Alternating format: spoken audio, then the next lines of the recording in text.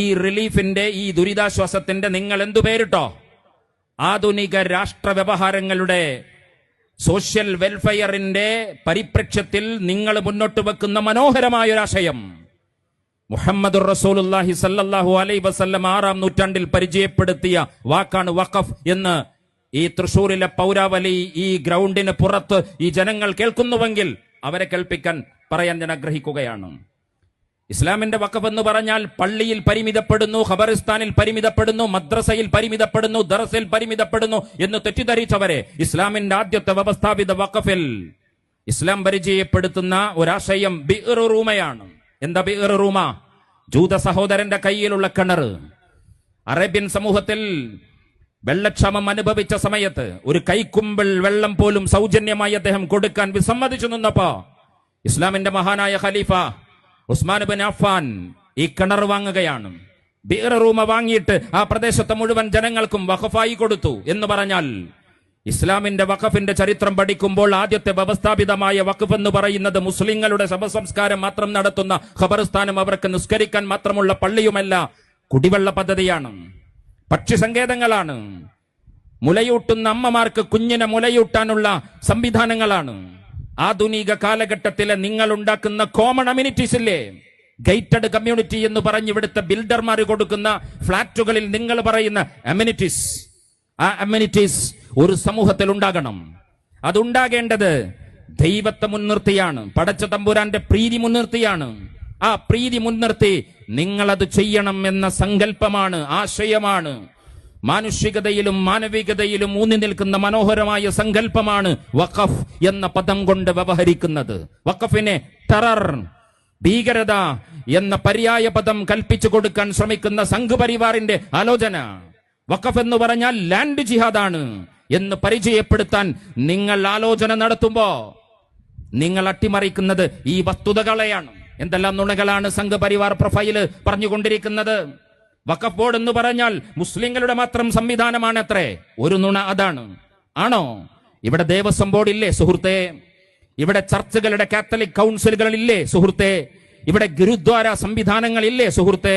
വഖഫ് board എന്ന് പറഞ്ഞാൽ വഖഫ് സ്വത്തുക്കളെ, അതിന്റെ വഖഫ് ബോർഡ് ഒരിക്കലും വഖഫ് സ്വത്തുക്കളുടെ ഉടമസ്ഥനല്ല. അങ്ങനെ പ്രചരിപ്പിക്കുന്നുണ്ട് ഇവിടെ. ഡിഫൻസിനു ശേഷം, പ്രതിരോധ വകുപ്പിന് ശേഷം, റെയിൽവേക്ക് ശേഷം ഇന്ത്യയിൽ ഏറ്റവും കൂടുതൽ ലാൻഡുള്ള, ഭൂമിയുള്ള മുതലാളി എത്ര? ഒരു ഭീമൻ മുതലാളിയാണ് വഖഫ് ബോർഡ് എന്ന് പറയുന്നു. കേരളത്തിൽ വഖഫ് ബോർഡിനുള്ളത് 30 സെന്റ് സ്ഥലം മാത്രമാണ്. വഖഫ് ബോർഡിന് അധികാരമില്ല.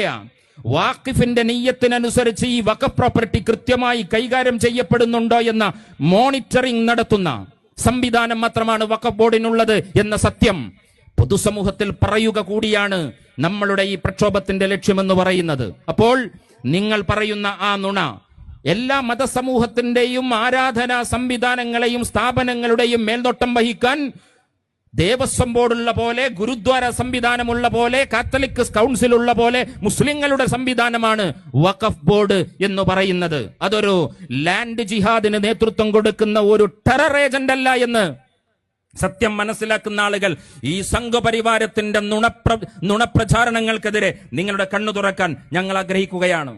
വേറൊന്ന് പറയുന്നത് വഖഫ് ആക്ട് ആണ്. വഖഫ് ആക്ട് എന്ന് പറഞ്ഞാൽ ഇന്ത്യയുടെ പ്രഥമ പ്രധാനമന്ത്രി ജവഹർലാൽ നെഹ്റു 1954 സ്വാതന്ത്ര്യാനന്തരം രാജ്യത്തിലെ മുസ്ലിം സമൂഹത്തിന്റെ മതസ്ഥാപനങ്ങളെ, എല്ലാ മതസ്ഥാപനങ്ങളെയും സംരക്ഷിക്കാൻ ഉണ്ടാക്കിയ ആലോചനയിൽ ഉണ്ടാക്കിയ നിയമമാണ് വഖഫ് ആക്ട്. ശരിയ ആക്ട് ആണ് എന്ന് നിങ്ങൾ പ്രചാരണം നടത്തുമ്പോൾ നമുക്ക് ഈ പ്രക്ഷോഭത്തിന്റെ മൈതാനിയിൽ എന്ന് പറയാനുള്ളത് വഖഫ് ആക്ട് ശരിയ ആക്ട് അല്ല. രാജ്യത്തിന്റെ കോൺസ്റ്റിറ്റ്യൂഷന്റെ ആർട്ടിക്കിളിന്റെ അനുച്ഛേദത്തിന്റെ അടിസ്ഥാനത്തിൽ രാജ്യം ഭരിച്ച പ്രധാനമന്ത്രി ഉണ്ടാക്കിയ നിയമമാണ് വഖഫ് ആക്ട് എന്നാണ് സംഘ് പരിവാരത്തിന്റെ ഈ നുണകൾക്കെതിരെ നമുക്ക് പറയാനുള്ളത്.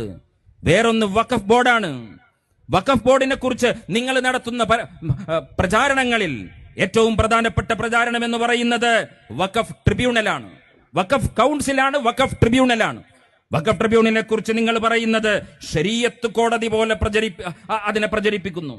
ദാറുൽ ഖള, മുസ്ലിം സമൂഹത്തിന് രാജ്യത്തിന്റെ കോടതി നിയമങ്ങളൊന്നും ബാധകമല്ല, അവർക്ക് സമാന്തരമായൊരു കോടതി വഖഫ് കോടതി അതാണ്, വഖഫ് ട്രിബ്യൂണൽ അതാണ്. അങ്ങനെയാണോ? അല്ലല്ലോ. 1976 ലോകത്തുടനീളം സ്ഥാപിക്കപ്പെട്ട ട്രിബ്യൂണലുകൾ ആധുനിക ദേശരാഷ്ട്ര സംവിധാനങ്ങൾ വന്നപ്പോ, ജുഡീഷ്യറി വന്നപ്പോ, നിയമവ്യവസ്ഥിതി വന്നപ്പോ, രാജ്യത്തിലെ ലോകത്തിലെ വ്യവസ്ഥാപിതമായ കോടതികളുടെ ഫയലുകൾ കുന്നുകൂടിയപ്പോ സമാന്തര പ്രശ്നപരിഹാര ബദൽ സംവിധാനങ്ങൾ ഉണ്ടായി. അതിന്റെ പേരാണ് ട്രിബ്യൂണൽ. ഇന്ത്യ രാജ്യത്തുമുണ്ടായി. 1974 42ാം ഭരണഘടനാ അനുച്ഛേദത്തിലൂടെ ട്രിബ്യൂണലുകൾ വന്നു. അതിന്റെ അടിസ്ഥാനത്തിലാണ് വഖഫ് ട്രിബ്യൂണൽ ഉണ്ടാകുന്നത്. കൂട്ടരെ, അത് ശരീഅത്ത് കോടതിയല്ല, അത് ദാറുൽ ഖളാഅല്ല എന്ന് നിങ്ങൾ മനസ്സിലാക്കണം. ആ ശരീഅത്ത് കോടതിയിലെ ജഡ്ജി ആരാണ്? ശരീഅത്ത് കോടതിയിലെ ജഡ്ജി പള്ളിയിലെ ഇമാമല്ല, മുസ്ലിങ്ങളുടെ മുഫ്തിയല്ല. ആ പ്രദേശത്തെ കോടതിയിലെ ഹിന്ദുവോ അഹിന്ദുവോ ആയ ഏതൊരു ജഡ്ജിയുമാണ്. ആ ജഡ്ജിയാണ് ഈ വഖഫ് ട്രിബ്യൂണലിൽ ഇരിക്കുന്നത് എന്ന് നമ്മൾ ഈ വഖഫിന്റെ വ്യവഹാരത്തിനിടയിൽ സംഘപരിവാർ പറയുന്ന നുണകൾക്കിടയിൽ ജനങ്ങളെ ബോധ്യപ്പെടുത്തേണ്ടുന്ന വസ്തുതയാണ്.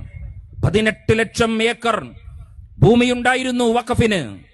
2013 കോൺഗ്രസ് ഗവൺമെന്റ് വന്നു, 21 ലക്ഷം ഏക്കർ കൂട്ടിച്ചേർത്തു. അങ്ങനെ 31 ലക്ഷം ഏക്കർ ഭൂമി വഖഫിനുണ്ടത്രേ. തീർന്നില്ല, 9.4 ലക്ഷം ചതുരശ്ര കിലോമീറ്റർ വഖഫിന്റെ കയ്യിലുണ്ട്. ആരാ പറയുന്നത്? അമിത്ഷാ ഇന്ത്യയുടെ പാർലമെന്റിൽ. തെരുവിലൊരു RSSകാരന്റെ പ്രസംഗമല്ല. ഇന്ത്യയുടെ പാർലമെന്റിൽ 9.4 ലക്ഷം ചതുരശ്ര കിലോമീറ്റർ വഖഫിന്റെ പ്രോപ്പർട്ടി ഉണ്ട്. ആ കണക്ക് എങ്ങോട്ടാ കൊണ്ടുപോകുന്നത്? പാകിസ്ഥാൻ എന്ന് പറയുന്ന രാജ്യം 8.6 ലക്ഷം ചതുരശ്ര കിലോമീറ്റർ ആണ്. ഇന്ത്യയിലെ മുസ്ലിങ്ങളുടെ കയ്യിലുള്ള വഖഫ് പ്രോപ്പർട്ടി 9.4 ലക്ഷം ചതുരശ്ര കിലോമീറ്റർ ആണ്. എന്ന് പറഞ്ഞാൽ സ്വതന്ത്ര ഇന്ത്യയിൽ പാകിസ്ഥാനേക്കാൾ വലിയ ഒരു പാകിസ്ഥാൻ രാജ്യത്തിലെ മുസ്ലിങ്ങൾ വഖഫിന്റെ പേരിൽ പരിപാലിച്ചു കൊണ്ടു നടക്കുന്നു എന്ന വിഷം നിറച്ച പ്രചാരണം RSS നടത്തുന്നുണ്ട്.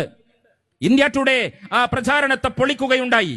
ഇന്ത്യ ടുഡേ പറഞ്ഞത് ചതുരശ്ര കിലോമീറ്റർ ഇല്ല, 9 ലക്ഷം ഏക്കർ മാത്രമാണ് ഇന്ത്യയുടെ വഖഫിന്റെ കയ്യിലുള്ളത് എന്ന് പറഞ്ഞു. എന്ന് പറഞ്ഞാൽ പാകിസ്ഥാന്റെ ഭൂവിസ്തൃതിയേക്കാൾ 23 മടങ്ങ് കുറവാണ് നിങ്ങൾ നടത്തുന്ന ഈ പ്രചാരണത്തിനിടയിൽ വഖഫിന്റെ ഭൂമി എന്ന് ഈ രാജ്യത്തിലെ ബോധമുള്ള മീഡിയകൾ തുറന്നു പറയുകയുണ്ടായി.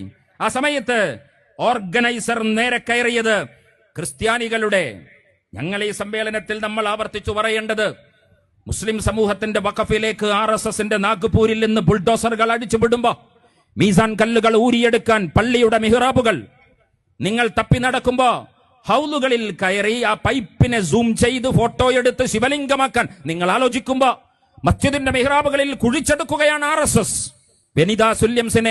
സുനിത വില്യംസിനെ ബഹിരാകാശത്തേക്ക് വിട്ട് ഭൂമിയുടെ പുറത്ത് ജീവിക്കാൻ മനുഷ്യർക്ക് ജലത്തിന്റെ സാന്നിധ്യമുണ്ടോ എന്ന് അമേരിക്ക കുഴിച്ചു നോക്കുകയാണ്. സ്റ്റാർ ലൈനർ പേടകത്തിലൂടെ സുനിത വില്യംസിനെയും കൂട്ടരെയും ഭൂമിക്ക് പുറത്തേക്ക് വിട്ടിട്ട്. അപ്പോൾ RSS രാജ്യത്തിലെ BJP ഇന്ത്യയിൽ കുഴിച്ചു നോക്കുകയാണ് മുസ്ലിം പള്ളികളുടെ മിഹ്റാബിൽ ശിവലിംഗമുണ്ടോ എന്ന്. ഈ രാജ്യം ഒരു നാണംകെട്ട വ്യവസ്ഥിതിയിലൂടെ കടന്നു പോകുന്ന സങ്കടത്തെ ഈ മൈതാനിയുടെ പ്രക്ഷോഭത്തിന്റെ മൈതാനി പങ്കുവെക്കുകയാണ്. RSSന്റെ ഓർഗനൈസർ കൃത്യമായി പറഞ്ഞു, ഇന്ത്യയിലെ റെയിൽവേ കഴിഞ്ഞാൽ, ഡിഫൻസ് പ്രതിരോധ വകുപ്പ് കഴിഞ്ഞാൽ വഖഫിന്റെ കയ്യിലല്ല പ്രോപ്പർട്ടി. പിന്നെ ആരുടെ കയ്യിലാ പ്രോപ്പർട്ടി? പ്രോപ്പർട്ടി ഉള്ളത് 7 ലക്ഷം സ്ക്വയർ കിലോമീറ്റർ ക്രിസ്ത്യൻ സമൂഹത്തിന്റെ കയ്യിലാണ് പ്രോപ്പർട്ടി ഉള്ളത്. എന്ന് പറഞ്ഞാൽ 32.8 ലക്ഷം സ്ക്വയർ കിലോമീറ്റർ ആണ് ഇന്ത്യ എന്ന് പറയുന്ന ഈ വിശാലമായ രാജ്യം. ക്രിസ്ത്യൻ സമൂഹത്തിന്റെ കയ്യിലുള്ള പ്രോപ്പർട്ടി 7 ലക്ഷം സ്ക്വയർ കിലോമീറ്റർ ആണ്. RSS അജണ്ട ഒളിപ്പിച്ച് വെച്ചെഴുതി 21% ക്രൈസ്തവ സമൂഹത്തിന്റെ കയ്യിലുള്ള പ്രോപ്പർട്ടികൾ കൂട്ടിച്ചേർത്തു കഴിഞ്ഞാൽ ഇന്ത്യ എന്ന രാജ്യത്തിന്റെ 21% ഭൂമി പങ്കുവെക്കുകയാണ്.